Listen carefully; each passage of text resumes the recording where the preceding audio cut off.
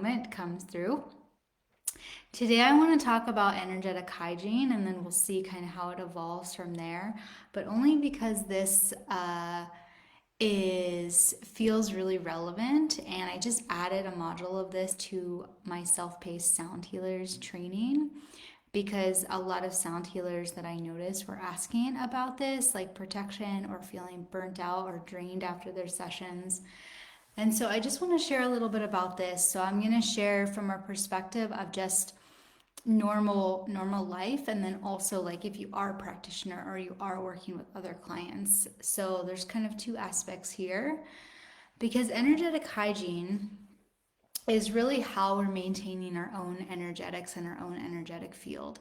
And this is really just going to support us in life. So when we're doing things that are continuously cleansing our energy and purifying us, then, we're able to clear out all the muck, at least like the little things. If there's deeper stuff that's kind of like stored in the body, that might take more time and more layers.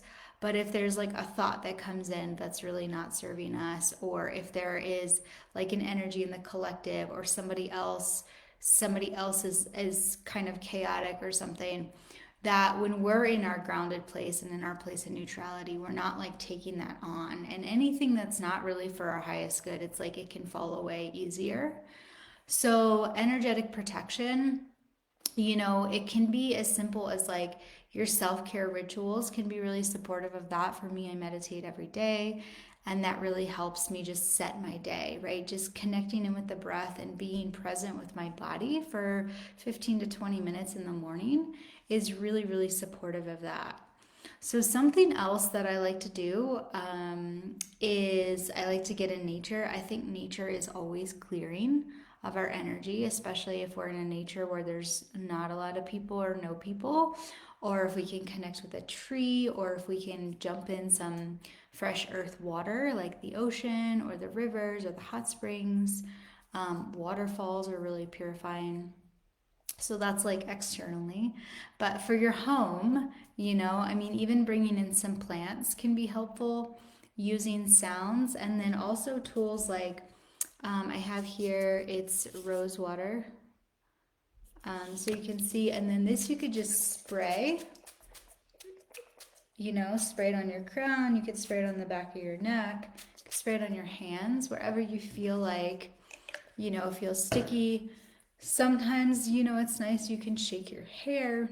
And then also, of course, like Palo Santo, sage, natural hand rolled incense, resins, if you burn in a cauldron, things like that are going to really support for the cleansing and purification of you and your space. And so this is supportive in our life just because we can continue to just cleanse our energy. So if we do go to the store, or we do go to work, and then there's other energies there, it's one, we have more protection on us. And then two, we're not able to really, we're not absorbing what's going on. Something else I used to do when I lived in the city was one, I would have a crystal in my pocket. So something like that could be supportive if you have something like that that calls to you. I also like intentionally kind of like put a little bit of an auric protection. This isn't to keep everything out, but this is just like kind of this my own prayer of protection of like when I walked out of the elevator into the chaos of the city, because I did live downtown in San Francisco. It's like that kind of I had a little bit of like an extra shield up to support from like energies that really didn't really need to be in my field. Um, so things like that. Also, showers can be really cleansing. So taking a shower with really the intention of like the water being a purification, right? And like energetically cleansing. And then just simple like rubbing the body can also be really supportive. So this is really important just in our own life because this just helps us to not feel as bogged down when we are moving through a lot of energy within ourselves or within our family, or maybe there is a lot of energy. We can continue to come back to our center and be grounded. And of course, this doesn't mean like we're not gonna like feel stuff and go through emotions and things like that. That's not what I'm talking about here. But I am talking about like it's like a discernment, right? So when we use these tools, we can purify anything that's like, just like a little bug that comes in. If it's a thought, we can snap it away. And then if it still sticks, it's like, okay, what's here? We can work through it deeper.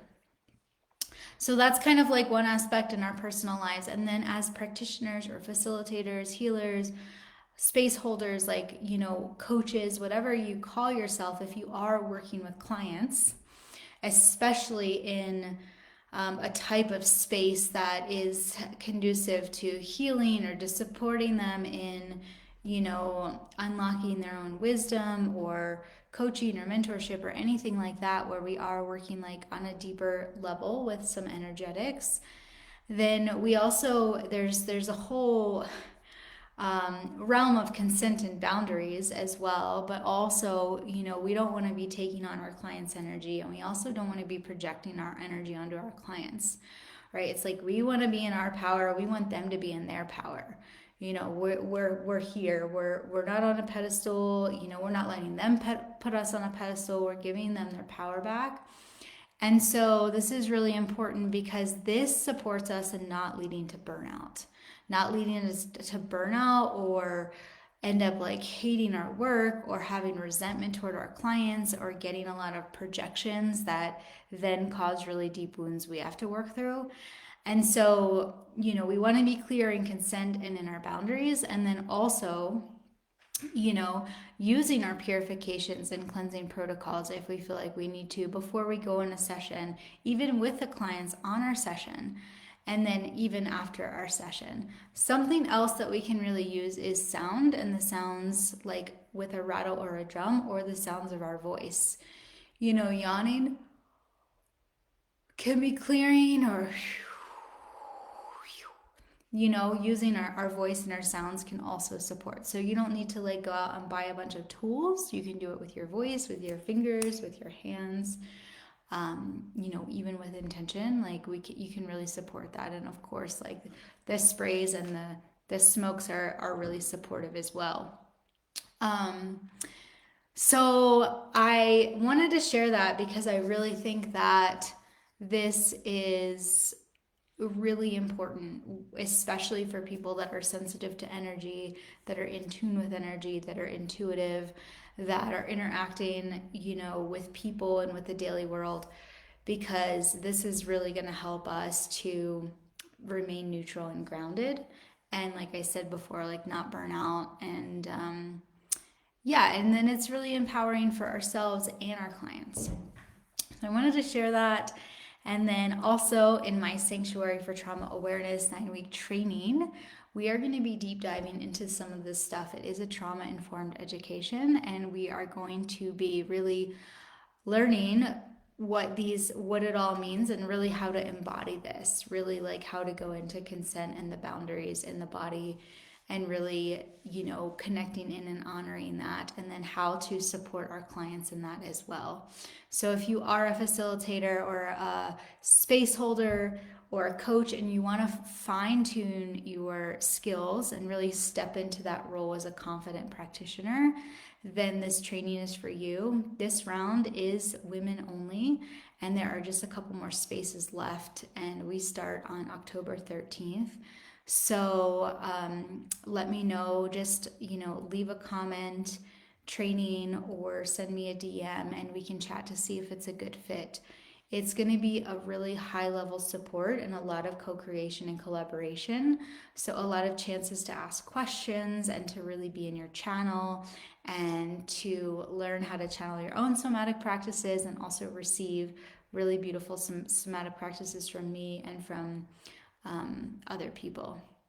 So if that calls to you, definitely let me know. And if you have any questions for my lives, I would love to answer them. And I hope to see you next week. Have a beautiful day.